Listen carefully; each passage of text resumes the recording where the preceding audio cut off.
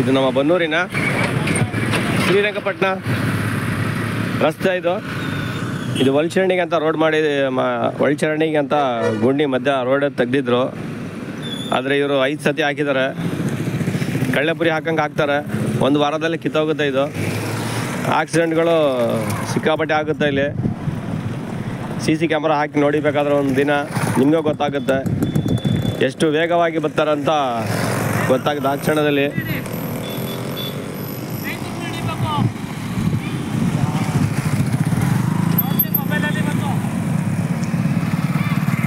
ಹೊಸಪೋರ್ಗೆ ಗೊತ್ತಾಗಲ್ಲ ಇದು, ಹಾಗೆ ನೋಡ್ಕೊಳ್ಳಿ. ನೋಡಿ, ಈ ಥರದ್ದು ಹೊಸಪೋರ್ಗೆ ಗೊತ್ತಾಗಲ್ಲ. ಬ್ರೇಕ್ ಹೊಡೆದ ತಕ್ಷಣ ಹಿಂಬದಿಯಿಂದ ಟಚ್ ಆಗುತ್ತೆ, ಆಕ್ಸಿಡೆಂಟ್ ಆಗುತ್ತೆ.